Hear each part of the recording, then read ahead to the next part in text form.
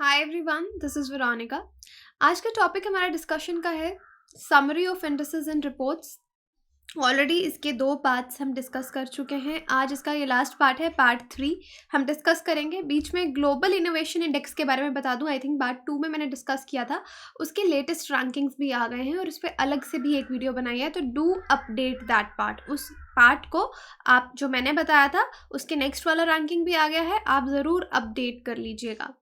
आपकी कोई भी क्वेरी हो आप मुझसे कनेक्ट कर सकते हैं सोशल मीडिया पे, because I feel together we can make a huge difference. चाहे फेसबुक पे, इंस्टाग्राम पे, टेलीग्राम पे। पीडीएफ जो है वो आपको सिर्फ और सिर्फ मेरे टेलीग्राम चैनल पे ही मिलेगा। तो चलिए शुरू करते हैं आज का डिस्कशन। फिर से हर पार्ट में स्टार्टिंग में मैं आपको बताती हूँ कि यूपीएससी में या किसी भी स्टेट पीएससी में ये फेवरेट एग्जामिनर का फेवरेट टॉपिक है। इस पे एक क्वेश्चन ज़रूर आता है, कई बार 2 क्वेश्चंस भी आते हैं। तो एक एक इम्पॉर्टेंट है मार्क। कई बार हम सोचते हैं ना, 1 मार्क के लिए हम क्यों पढ़ें, कोई बात नहीं, छोड़ देते, 1 मार्क की तो बात है। लेकिन यू शुड नो दैट कई लोगों का प्रीलिम्स 1 मार्क से नहीं होता, सिलेक्शन 1 मार्क से रुक जाती है। So every mark count. Okay, तो यहाँ पे तो 1 से 2 क्वेश्चन इसके आते हैं। इनफैक्ट मेंस में भी ये चीज़ आपकी मदद करता है। Now let's start. World competitiveness index ये क्या है, और हर बार मैं आपको बताती हूँ कौन रिलीज़ करता है इंडेक्स को, आपको मालूम होना चाहिए। ग्लोबल लेवल के रिपोर्ट्स कौन से हैं, इंडिया लेवल के रिपोर्ट्स क्या हैं, रैंकिंग्स क्या हैं, these are the important things. इस इंडेक्स के बारे में, वर्ल्ड कंपैटिटिवनेस इंडेक्स जो है एक एनुअल रिपोर्ट है जिसको 1989 से पब्लिश किया जा रहा है। इसको रिलीज़ कौन करता है? Institute of management development, IMD. Index rank 64 economies, तो इसमें 64 इकोनॉमीज़ को रैंक किया जाता है। अब डिपेंड करता है, यहाँ पे देखते हैं कि कौन सा देश प्रॉस्पेरिटी अपने लोगों की कितनी ज़्यादा प्रमोट कर रहा है। इकोनॉमिक वेलबींग को यहाँ पे मेजर किया जाता है डेटा और सर्वे से।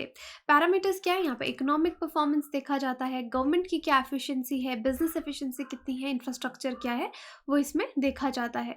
वर्ल्ड कंपैटिटिवनेस ईयर बुक आती है, वहाँ पे इंडिया का आप देखेंगे 43rd रैंक इंडिया ने मेंटेन किया हुआ है एनुअल वर्ल्ड कंपैटिटिवनेस इंडेक्स पे, WCI इसको बोलेंगे। और इम्प्रूवमेंट्स भी गवर्नमेंट एफिशिएंसी में हमको देखने को मिली हैं। इंडिया ने बेटर परफॉर्म किया है अपने इन्वेस्टमेंट्स इन टेलीकॉम सेक्टर में। फर्स्ट इसका है यहाँ पे मोबाइल टेलीफोन कॉस्ट में, आईसीटी सर्विस एक्सपोर्ट्स में, रिम्यूनरेशन सर्विस प्रोफेशन में, और ट्रेड इंडेक्स में। इंडिया का परफॉर्मेंस कुछ केसेस में अच्छा नहीं है। ये वाला जो पॉइंट है ये बता रहा है कहाँ पे इंडिया का परफॉर्मेंस इज गुड। ये वाला जो पॉइंट है यहाँ पे हम बात कर रहे हैं कि कहाँ पे वर्स्ट है। ब्रॉडबैंड सब्सक्राइबर्स में, exposure to particulate pollution, human development index ये अलग से भी होता है, HDI, जीडीपी पर कैपिटा। तो यहाँ पे इंडिया का अच्छा नहीं है रैंक्स, और यहाँ पे अच्छा है, अच्छा परफॉर्मेंस है। टॉप कंट्रीज अगर आप इसमें देखेंगे तो स्विट्जरलैंड, स्वीडन, डेनमार्क, नीदरलैंड्स है, आगे उनके रैंक्स दे रखे हैं। Top performing Asian countries Singapore, Hong Kong, Taiwan और चाइना है। तो ये इसके की हाईलाइट्स हैं। Next, world risk index 2020। Risk index जो है इसको रिलीज कौन करता है? United Nations University Institute for Environment and Human Security, Bundnis, Entwicklung, Hilft and University of Stuttgart in Germany. तो ये 3 यूनिवर्सिटीज़ हैं जो मिलकर इस पे काम करके इस रिपोर्ट को लॉन्च करती हैं। वर्ल्ड रिस्क इंडेक्स क्या है? ये वर्ल्ड रिस्क रिपोर्ट का एक पार्ट है। ये इंडेक्स हर साल निकलता है और फर्स्ट टाइम इसको रिलीज़ किया गया था 2011 में। देखिए, कोई भी रिपोर्ट है, अगर रिपोर्ट और इंडेक्स में क्या फ़र्क है? रिपोर्ट में आपको उसका एनालिसिस बताया जाएगा, हाइलाइट्स बताई जाएंगी कि क्या क्या दुनिया में हो रहा है, क्या नहीं हो रहा है, कौन सी कंट्री अच्छा परफॉर्म कर रही है, लेकिन रैंकिंग्स नहीं दी जाएंगी। इंडेक्स में उन कंट्रीज़ को या जो इकोनॉमीज़, जो भी इंस्टीट्यूशंस उसमें पार्ट कर रहे हैं, उनको रैंक किया जाएगा। अब calculated on country to country basis इसको कैलकुलेट किया जाता है। इसमें एक्सपोजर, वल्नरेबिलिटी, डिज़ास्टर रिस्क की यहाँ पे बात कर रहे हैं कि अलग अलग कंट्रीज़ और रीजन्स कितनी प्रिपेयर्ड हैं, कितनी वल्नरेबल हैं, कितना उनको एक्सपोजर है। वर्ल्ड रिस्क इंडेक्स अगर 2020 का देखें तो इंडिया का थोड़ा पुअर ही यहाँ पे हिसाब किताब है। अगर हम क्लाइमेट रियलिटी की बात करें, यहाँ पे बोलते हैं कि इंडिया में ऑलरेडी एक्सपोजर भी इंडिया को बहुत ज़्यादा है नेचुरल डिज़ास्टर्स का, और वल्नरेबिलिटी भी बहुत ज़्यादा है। कॉन्टिनेंट्स की बात करें, ओशनिया सबसे ज़्यादा हाईएस्ट रिस्क पे है, उसके बाद अफ्रीका एंड अमेरिकाज। और कंट्रीज़ देखिए यहाँ पे श्रीलंका, भूटान, मालदीव्स, ये 3 कंट्री इंडिया से बेटर परफॉर्म कर रही हैं। अगर कोई डिज़ास्टर आता है ये ज़्यादा बेहतर तरीके से उसको कोप अप करेंगी एक्सट्रीम डिज़ास्टर्स के केस में। और इनफैक्ट इंडिया इन तीनों देशों से पीछे है अपनी एडेप्टिव कैपेसिटीज़ और प्रिपेयर्डनेस को लेके। जिस तरह से हमारे यहाँ पे साइक्लोन्स आते हैं, फ्लड्स आते हैं, तो वो सब की बात, अर्थक्वेक्स आते हैं, कि हमारी कैपेसिटी डेवलपमेंट उतनी नहीं है, ना ही हम इतने प्रिपेयर्ड हैं इनको डील करने के लिए। इन देशों से हमारा रैंक पीछे है, और भूटान ने तो अपना रैंक इम्प्रूव किया है, और उसके बाद Pakistan. Next is periodic labour force survey 1920 का है ये। यहाँ पे अब लेबर फोर्स का इम्पोर्टेंस देखिए, उस डेटा को यहाँ पे देखा जाता है। नेशनल स्टैटिस्टिकल ऑफिस ने इसको लॉन्च किया अप्रैल 2017 में। यहाँ पे एम्प्लॉयमेंट और अनएम्प्लॉयमेंट इंडिकेटर्स को देखा जाता है, जैसे कि worker population ratio, labour force participation, currently weekly status किन एरिया में कैसा है। तो अर्बन और रूरल एरियाज़ के लिए ये सब यूजुअल स्टेटस और करंटली वीकली स्टेटस इसके देखे जाते हैं। यहाँ पे कुछ हैरान कर देने वाली बातें आपको नज़र आएंगी, सरप्राइजिंग ट्रेंड्स आपको नज़र आएंगे कि इंडिया का अनएम्प्लॉयमेंट रेट कम हुआ है एक सर्वे पीरियड में, ये दिखाता है। और दूसरा, labour force participation rate increase हुआ है। लेकिन सरप्राइजिंग बात यह है कि ये वही पीरियड है जब इंडिया की जीडीपी का ग्रोथ रेट बहुत ज़्यादा डिक्रीज हो गया, डी एक्सेलरेट हो गया। और सर्वे में मेंशन किया कि Covid induced lockdown further ruined the growth in employment prospects, कि कोविड के बाद एम्प्लॉयमेंट प्रोस्पेक्ट्स और भी कम हो गए हैं। लेकिन यहाँ पे हमको अलग देखने को मिलता है, इंडिया का अनएम्प्लॉयमेंट रेट हम बोलते हैं कि डिक्लाइन हो रहा है, लेकिन हमको रियलिटी कुछ और नज़र आती है। Anyway, next is human development index. इसको पीछे भी हमने as a part of another index पढ़ा, लेकिन ये अलग से भी इंडेक्स होता है। इसको रिलीज करता है United Nations Development Programme, UNDP. यहाँ पे लोगों की बात की जाती है, उनकी कैपेबिलिटीज़ की बात की जाती है, क्योंकि किसी देश की डेवलपमेंट उसके जो ह्यूमन रिसोर्सेज हैं उससे ज़्यादा होती है, इकोनॉमिक ग्रोथ से नहीं होती। इकोनॉमिक ग्रोथ से भी होती है, लेकिन सिर्फ इकोनॉमिक ग्रोथ से नहीं होती। Human resources and their capabilities are equally important. तो ये एक स्टैटिस्टिकल टूल है जहाँ पे कंट्री की overall achievement social economic dimensions में देखी जाती है। लोगों को देखा जाता है कितना लॉन्ग हेल्दी लाइफ वहाँ के लोग जी रहे हैं, कितने नॉलेजेबल हैं, स्टैंडर्ड ऑफ लिविंग लोगों का कैसा है। इंडिया का रैंक यहाँ पे 2 रैंक्स ड्रॉप हुआ है, 131 पे हम हैं आउट ऑफ 189 कंट्रीज़। तो 189 कंट्रीज़ का टोटल ये सर्वे होता है, और उस हिसाब से आप इंडिया का रैंक यहाँ पे देख सकते हैं। नॉर्वे टॉप करता है, लेकिन tops human development index, however falls 15 places if the new metric the planetary pressure adjusted HDI और PHDI इज़ यूज्ड। अब यहाँ पे इस इंडेक्स को एडजस्ट करने की बात की जा रही है कि यहाँ पे प्लानिटरी प्रेशर्स जो हैं, जो हर देश जितनी डेवलपमेंट कर रहा है और प्लैनेट पे कितना प्रेशर डाल रहा है, तो यहाँ पे एक नया इंडिकेटर ऐड करने की बात की जा रही है। अगर ये इंडिकेटर ऐड किया जाएगा तो इंडिया 8 प्लेसेस ऊपर चला जाएगा रैंकिंग में, और नॉर्वे जो हमेशा टॉप करता है वो 15 प्लेसेस नीचे आ जाएगा अगर ये इंडिकेटर हम ऐड करते हैं। इनफैक्ट 50 कंट्रीज ड्रॉप करेंगी यहाँ पे। Australia fall 72 plus, Australia 72 rank नीचे आ जाएगा। यूनाइटेड स्टेट्स और कनाडा 45 और 40 प्लेसेस नीचे आ जाएंगे, और चाइना 16 प्लेसेस करंट रैंकिंग 85 से नीचे आ जाएगा। इन केस इस इंडेक्स को एडजस्ट किया जाता है, नया इंडिकेटर डाला जाता है। Next is poverty and shared prosperity report. Biennial report है वर्ल्ड बैंक की। यहाँ पे ग्लोबल ऑडियंस को लेटेस्ट और एक्यूरेट ग्लोबल पॉवर्टी का इंडेक्स देखने को मिलता है, और शेयर्ड प्रॉस्पेरिटी का। और 2 डिकेड से यानी 20 सालों से आप देखेंगे कि एक्सट्रीम पॉवर्टी जो थी, बहुत ज़्यादा गरीबी जो थी, वो डिक्लाइन हो रही थी, गरीबी कम हो रही थी। लेकिन पहली बार इस जनरेशन में अब क्या हुआ है कि फिर से हम पॉवर्टी एंड करने की बात कर रहे हैं, क्योंकि एक्सट्रीम पॉवर्टी इंक्रीज हो रही है। अब यहाँ पे हाईलाइट्स क्या हैं, ये फर्स्ट वाली लाइन देखिएगा, पढ़िए। The world will have 88 to 155 million new extreme poor people in 2020, कि 2020 में नए लोग होंगे जो गरीबी में धकेले जाएंगे। 88 to 115 million new extreme poor people. ये कोरोना वायरस का असर है इस पैंडमिक की वजह से। Global extreme poverty rate project किया जा रहा है कि इंक्रीज होगा 1.3 परसेंट पॉइंट्स टू 9.2% इन 2020। और ये सब असर आपके कोविड इस पैंडमिक का है। बहुत से लोगों के जॉब्स चले गए, बिजनेस ठप पड़ गए।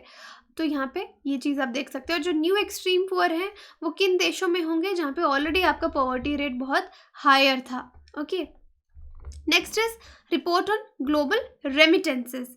अब रेमिटेंसेस की बात करें तो ये रिपोर्ट पब्लिश करता है वर्ल्ड बैंक। अब रेमिटेंस क्या होता है? ये वो पैसे हैं जो एक पार्टी दूसरी पार्टी को भेजती है दूसरे देश से। जैसे हमारे देश में जो इंडियंस बाहर रह रहे हैं वो पैसा जो हमारे देश में भेजेंगे उसको हम रेमिटेंस बोलते हैं। अब ये एक बहुत लार्ज सोर्स ऑफ इनकम है लो इनकम और डेवलपिंग नेशंस के लिए। क्यों? क्योंकि सपोज हमारे यहाँ से कोई रिश्तेदार यूएस में काम कर रहा है, कनाडा में काम कर रहा है, वहाँ की करेंसी ज़्यादा है हमारे हिसाब से, तो जब वो वापस हमारे देश में पैसा भेजते हैं तो यहाँ पे वो बहुत ज़्यादा काउंट होता है। तो ये लो इनकम कंट्रीज़ के लिए एक लार्ज सोर्स है।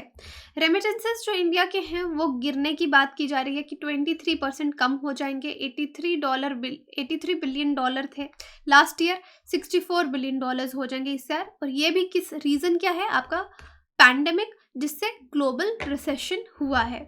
इंडिया दुनिया की सबसे बड़ी बिगेस्ट रेसिपिएंट है रेमिटेंसेस की। 2019 में 83.1 बिलियन हमने रिसीव किया है ऐसा बोला जाता है। इंटरनेशनल रेमिटेंस 2008 में 689 बिलियन डॉलर थी, जिसमें इंडिया को 78.6 बिलियन डॉलर्स मिले थे। और ये उन लोगों से जो हमारे इंडियंस 17.5 मिलियंस हमारे लोग जो बाहर रह रहे हैं और पैसा इंडिया में भेजते हैं। Next is quality of life for elderly index की क्वालिटी हमारे सीनियर सिटीजन्स की एल्डर्स की कैसी है उसका जो इंडेक्स है, इसको Institute of Competitiveness at the request of EAC-PM इसको क्रिएट करता है। और यहाँ पे जो इश्यूज हैं उन पे लाइट डाली जाती है जिनको एल्डर लोग ऑफन मेंशन नहीं करते, जिनके बारे में ज़्यादा बात नहीं की जाती। जैसे कि फाइनेंशियल वेलबींग, 4 पिलर्स हैं इसके।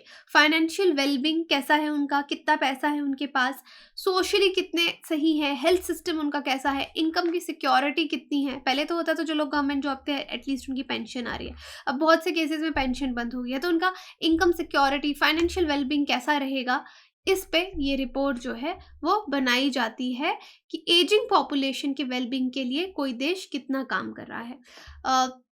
इंडिया की अगर मैं बात करूं कि हम कितना काम उस पर कर रहे हैं, इंडिया की बात करते हैं। Rajasthan, Himachal Pradesh top scoring regions हैं एजेड और रिलेटिवली एजेड स्टेट्स में। Chandigarh, Mizoram top scoring regions है। यूनियन टेरिटरी की अगर बात करें और नॉर्थ ईस्ट स्टेट कैटेगरी की बात करें। हेल्थ सिस्टम पिलर हमारा हाईएस्ट नेशनल एवरेज 66.97 है इंडिया लेवल पे, और सोशल वेलबींग पे स्कोर 62.34 है। फाइनेंशियल वेलबींग पे स्कोर 44.7 है। और ये स्कोर लो हो जाता है फाइनेंशियल वेलबींग का कि 21 स्टेट्स जो हैं, अगर कोई हमारी स्टेट अच्छा परफॉर्म नहीं करेगी एम्प्लॉयमेंट पिलर पे तो यहाँ पे आपका स्कोर गिर जाएगा, बट स्कोप ऑफ इम्प्रूवमेंट हमेशा रहेगा। नेक्स्ट है global gender gap report 2021। Gender gap आप समझते हैं male female. Report is annually published by world economic forum. इसको कौन पब्लिश कर रहा है? World economic forum. और इसके 4 डायमेंशंस हैं। इकोनॉमिक पार्टिसिपेशन एंड अपॉर्चुनिटी की मेल कितना पार्टिसिपेट कर रहे हैं, फीमेल कितना पार्टिसिपेट कर रही है, कितना अपॉर्चुनिटी उनको मिल रहा है, एजुकेशन किसको कितना मिला है, health and survival, political empowerment, इस पर जेंडर गैप देखा जाता है। कहा जाता है जो जिस तरह की रिपोर्ट्स आती हैं, किसी चीज़ में हमको दिखेगा कि मेल ज़्यादा एजुकेशन में पढ़ रहे हैं, लेकिन टॉप करने की बात आए बोर्ड्स में तो कई बार आता है फीमेल्स टॉपर ज़्यादा है। जस्ट रैंडम एग्जाम्पल्स मैं आपको दे रही हूँ। This is called gender gap. Compare जब किया जाता है तो हम एक ट्रैक रखना चाहते हैं कि वुमेन और मेन की हेल्थ में, एजुकेशन में, इकोनॉमी में, पॉलिटिक्स में, पार्टिसिपेशन में और अपॉर्चुनिटीज़ में कितना गैप है। तो इंडिया का रैंक आपको यहाँ दिख रहा है 156 कंट्रीज़ में से 140 है। तो हमारा जेंडर पैरिटी बहुत ज़्यादा है, परसेंटेज ज़्यादा है। Next is food waste index report. खाना कितना वेस्ट होता है, तो तभी कहते हैं खाना वेस्ट नहीं करना चाहिए। अगर आप देखें बहुत लोग खाने के लिए तरसते हैं, तो ये इंडेक्स भी इसीलिए निकाला जाता है फूड वेस्टेज को लेकर। और इसको रिलीज कौन करता है? United Nations Environment Programme, partner organisation है RAP, WRAP। यहाँ पे उस खाने को देखा जाता है tons of food per capita जो वेस्ट होता है। मिक्स स्ट्रीम्ड ऑफ प्रोडक्ट्स यहाँ पे देखे जाते हैं, कंजम्पशन के बाद कितना वेस्ट होता है। यहाँ पे 54 कंट्रीज से डेटा लिया जाता है, उसको एक्स्ट्रापोलेट किया जाता है बाकी कंट्रीज़ के लिए। एक्स्ट्रापोलेट करने का क्या मतलब होता है कि सपोज आप बहुत सारी कंट्रीज हैं लेकिन आप सिर्फ 54 कंट्रीज को आप कर रहे हैं और बाकी फिर आप अंदाज़ा लगा रहे हैं कि कैसा होता होगा। Contrary to belief, the study of UNEP revealed that food waste was a global problem, not just of the developed world. UNEP कहता है कि फूड वेस्ट एक ग्लोबल प्रॉब्लम है, ऐसा नहीं है कि सिर्फ डेवलप्ड जो कंट्रीज हैं वही वेस्ट कर रही हैं। फूड अवेलेबल कंजम्पशन के लिए कितना है 5.3 बिलियन टन्स और वेस्ट कितना होता है 931 मिलियन टन्स, जो कि अच्छी बात नहीं है। ग्लोबली आप देख सकते हैं वर्स्ट 5 देश कौन से हैं, नाइजीरिया, रवांडा, ग्रीस, बहरीन, माल्टा। बाकी देश इजराइल रैंक्स यहाँ पे सबके दिए हुए हैं, पर इंडिया का रैंक आपको साउथ एशिया में 50 रैंक यहाँ पे नज़र आएगा। तो कितना खाना वेस्ट होता है ऑलरेडी मैंने आपको चार्ट पे दिखा दिया। 931 मिलियन टन्स फूड वेस्ट होता है, ये 2019 की बात है। 17% टोटल ग्लोबल फूड प्रोडक्शन में भी वेस्टेड, यानी 17%। Average 74 kilograms of food was wasted per capita देखेंगे 74 केजी फूड जो है हर घर के लेवल पे, हाउस होल्ड लेवल पे वेस्ट होता है। कुछ देश हैं जैसे ऑस्ट्रिया, साउथ अफ्रीका, ये बहुत कम अमाउंट का वेस्ट प्रोड्यूस करते हैं। जैसे एवरेज 74 किलोग्राम्स है, ये 39 केजी पर कैपिटा वेस्टेज यहाँ से आता है। 40 केजी पर कैपिटा, यानी ऑस्ट्रिया से 39, साउथ अफ्रीका से 40 केजी। नाइजीरिया और रवांडा बहुत ज़्यादा वेस्ट करते हैं, 189 KG per capita per year और 164 केजी कैपिटा पर ईयर। तो यहाँ पे ये हाइलाइट्स हैं इस रिपोर्ट की।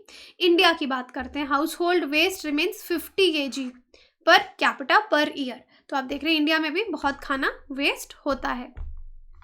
नेक्स्ट इंडेक्स है हमारा digital quality of life index 2020। देखिए पढ़ते पढ़ते ये टॉपिक हो सकता है बोरिंग लगे, लेकिन इसके नोट्स बनाना या पीडीएफ लेके जानना और इसको याद करना वेरी इंपॉर्टेंट।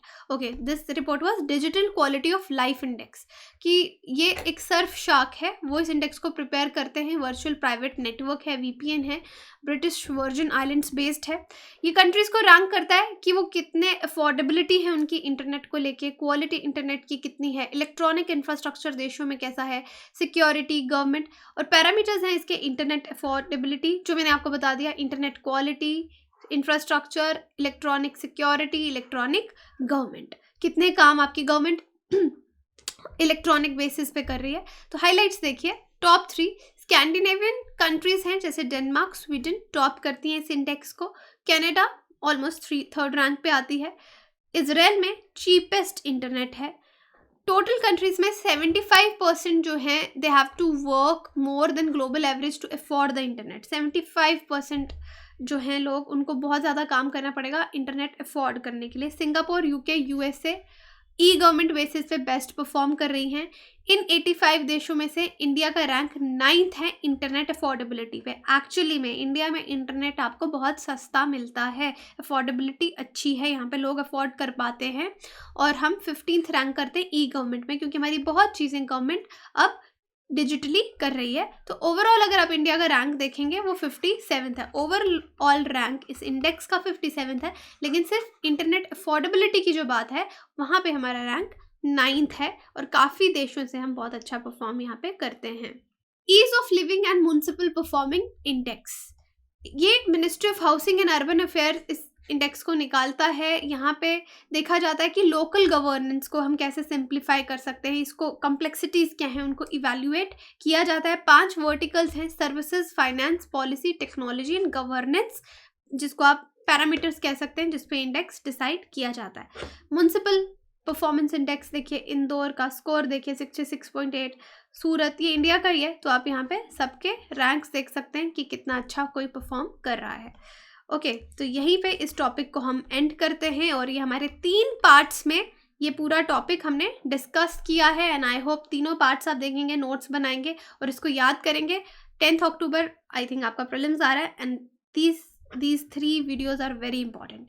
और आप हमारी वेबसाइट विजिट कर सकते हैं, एप्लीकेशन डाउनलोड कर सकते हैं कोर्सेज़ की जानकारी के लिए। स्मार्ट कोर्सेज़ आपको हर बार बताती है, MI पे भी अवेलेबल है, आप नीचे दिए हुए नंबर्स पे कॉल करके जानकारी ले सकते हैं। Thank you so much.